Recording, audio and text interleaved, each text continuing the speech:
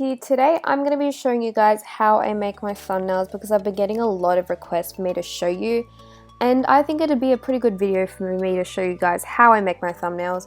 So I've kind of changed up my thumbnails in the past month. I used to just do a plain background with pretty much the same idea as this, but I've decided to add like backgrounds to my thumbnails. I feel like it makes it look really nice. So pretty much I use Photoshop, I use Photoshop CS6. I used to use Pixlr. I used Pixlr for these thumbnails, but from here on I've been using Photoshop. So I'm sure there's a tutorial out there on Pixlr for how to do it on Pixlr. You can pretty much do the same thing on Pixlr, but I'm just going to be showing you guys with Photoshop. So what I first start off by doing is going to File, and then I create a new kind of template, and I always make it 1280 by 720, and I name it the title of my video. So this will be thumbnail tutorial, and I press OK. That kind of just loads. So this is pretty much the size you want for your thumbnails. Then I get a background. For this I'm going to be using this background. It's kind of just a brick wall, and I make it the size of my thumbnail, so pretty much that, and then I press enter. So then I rasterize the layer, which is you just right click it. So as you can see with my thumbnails, the background is kind of blurred. I always blur the background because I feel like it gives it a better look, so because it makes the thing stand out. So I go to filter, and then I go to blur, and I always use Gaussian blur, and I kind of just do it the amount that I want. I usually use 3.7 and press OK. So that's the basic background of the thumbnail, and then what I do next is I get a photo. So I'm going to get a photo. For this one I'm going to be using this one. I'm going to just exit that and put this back. As you can see, I have a lot of photos of Tide.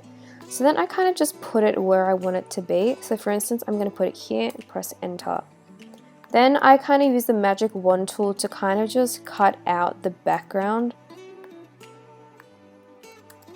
And I just do that till it's completely done.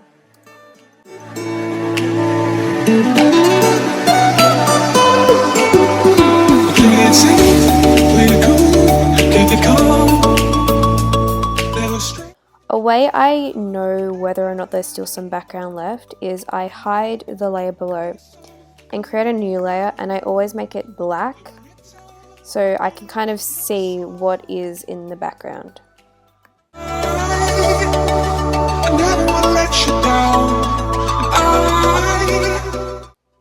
So that's pretty much what you want to do. So now that you've got kind of your image, just bring back the layer and then double click and choose the blending go to blending options pretty much, and I always use stroke. That gives it the outline, and as you can see there's still some bits, so I always make them white, and I always make this around 10 to 15. So for instance, I can still see that there's bits of like stuff everywhere, so I'm just going to erase those.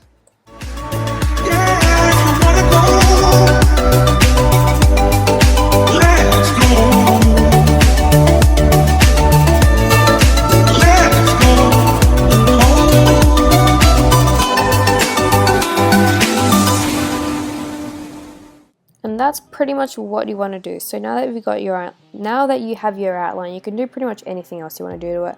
I usually just leave it like this and take that away, and that's pretty much the basic idea of the thing. So you can kind of just move it around a bit, you know. I've still got some stuff there, so I'm going to get that out of the way, and that's what it is. Now I add the text. Now I always add the kind of title of my video as the text. So for this I'm going to be doing thumbnail tutorial after this loads. So I use the same font for all my thumbnails, and that is, I use KG Second Chance, and I usually use solid, but if there's a word that I like to stand out, like for instance in this one it's girls, in this one it's my first, this one is I shaved and my eyebrow, you kind of get the idea. I usually make that in the other font, which is the same one, which, oh my gosh, it's gone now, great. which is KG's second chance sketch. So for the purposes of this video, I'm going to be using the solid one, and I kind of just bring it in and type in. I always make it in caps, and I'll change the size after. So I kind of just do that and change the size. Maybe not that small.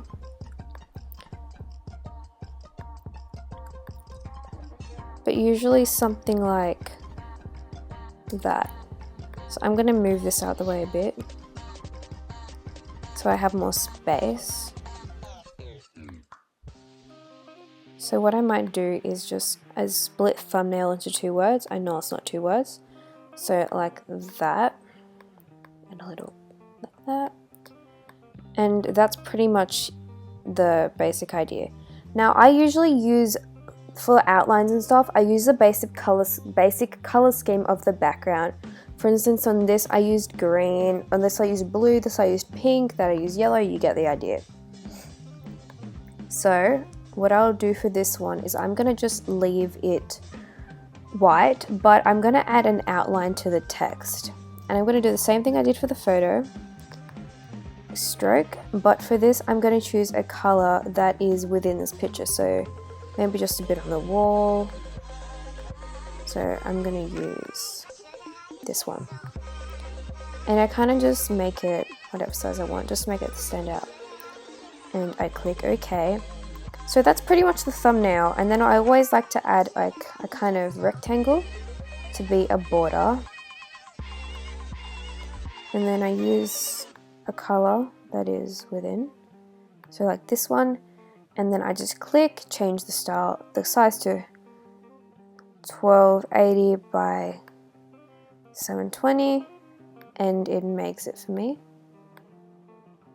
Oh wait, I don't want it to be that color. I'll make this color. And it pretty much changes it for me. I don't need that. So that's pretty much how I make my thumbnails. It's pretty simple. It times vary for it, like as long as depends how perfect I want it to be.